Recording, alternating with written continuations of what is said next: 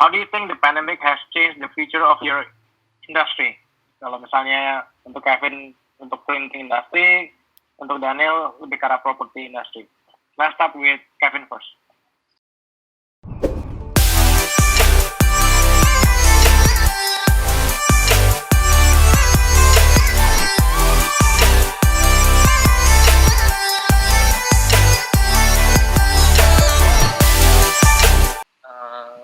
Sebelum kita mulai pertanyaan selanjutnya, mungkin ya bagi yang mau bertanya bisa tanya di chat box di kiri atas kalau di mobile atau di kiri bawah kalau di laptop.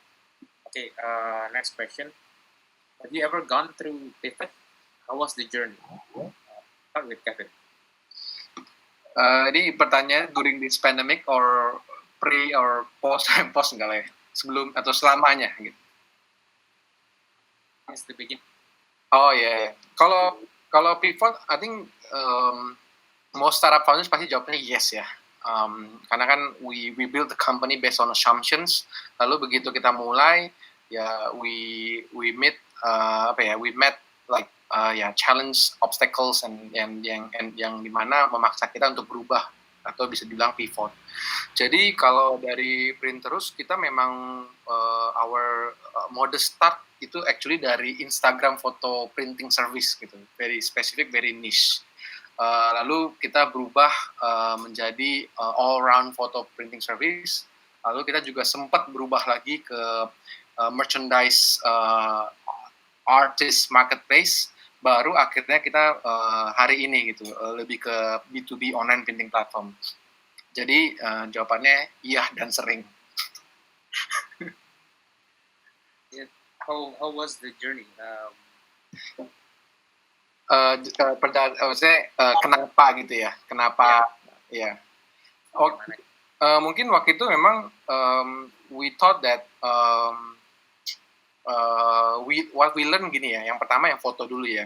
We learn that Indonesian people mulai meninggalkan budaya cetak foto at that time. Kita merasa seperti itu. Lalu kita juga mempelajari bahwa biasanya entry point of photo printing service itu fotografernya, bukan end usernya. Karena biasanya end usernya menggunakan jasa fotografer, lalu fotografernya yang mencetak untuk si end user atau customernya. Yang kedua, kami juga belajar bagaimana negara kita, Indonesia, budaya DIY atau do it yourself agak kurang. Mungkin kalau di negara maju seperti Amerika, Eropa, ya even kita ngecat rumah sendiri kan gitu. Nah sekarang DIY itu agak kurang, oleh karena itu ketika kita try to offer like a DIY photo printing service where you can lay out your photos, your travel photos into a photo book, itu agak kurang gitu. Ada males, lalu pertanyaannya kayak ada yang bisa bantu saya gak? Seperti itulah. Jadi dari situlah kita mencoba mencari apa yang lebih high demand, lebih dibutuhkan. Ya akhirnya kita ketemu yang hari ini, yaitu B2B commercial printing.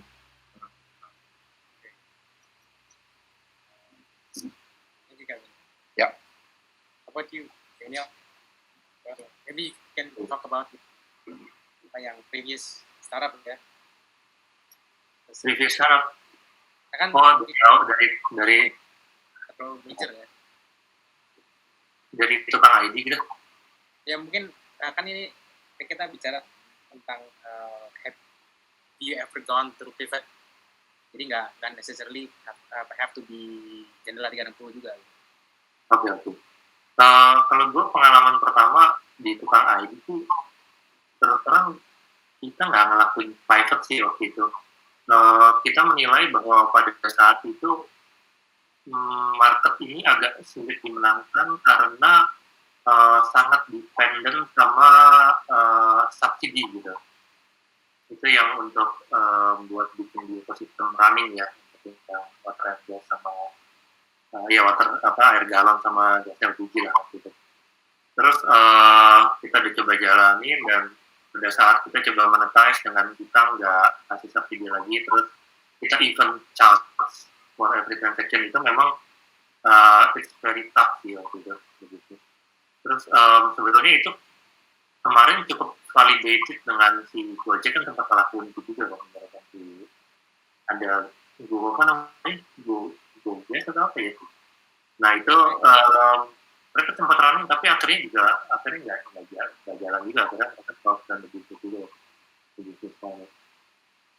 Nah untuk jendela 360 gue pikir juga bukan private sih ya, tapi lebih ke kita tuh udah punya set of milestone yang sebetulnya kita akan kerjain di tahun 2021 gitu.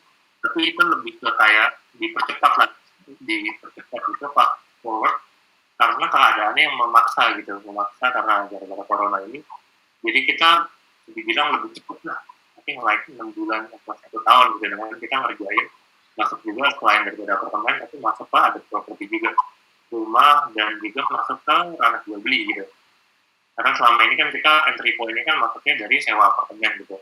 Ternyata sambil ngejalanin itu kita sadarin bahwa sebetulnya itu tuh semua kayak satu kesatuan gitu loh. Karena orang yang punya properti untuk disewakan, untuk dicari yieldnya, itu are the same group of people yang sebetulnya punya other type of property gitu. Termasuk diantaranya rumah gitu.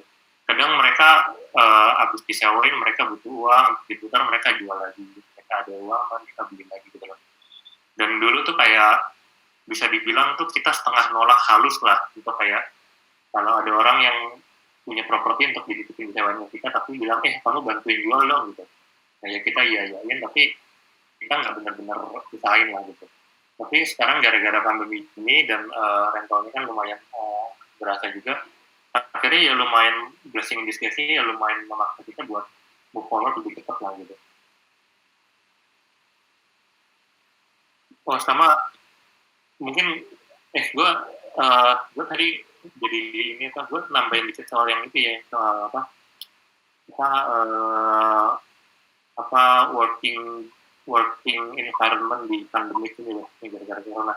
Itu ada satu pola lagi sih yang gue amatin berasa banget adalah jam kerja tuh jadi bias gitu. Jadi kan kalau orang kerja di kantor kan 9 to 5, 9 to 6 itu kan jelas gitu kan, ada ini ada go-nya gitu kan. Tapi kalau di zaman corona ini lebih bias sih. Jadi orang kadang start agak late, tapi mereka bisa end lebih late lagi, dan kadang-kadang hari Sabtu juga kerja gitu. Dan lucunya ya nggak ada yang protes sama sekali soal itu. Jadi gue can argue bahwa in terms of effectiveness sama efisiensi, menurut gue barely deh, kayaknya nggak ngefek deh. Atau mungkin bahkan kalau untuk acting mungkin ada sedikit improvement gitu. Itu ya kalau yang gue berasa ya. I don't know, bro Kevin. Iya, ya ada yang efektif kok, ada yang enggak juga.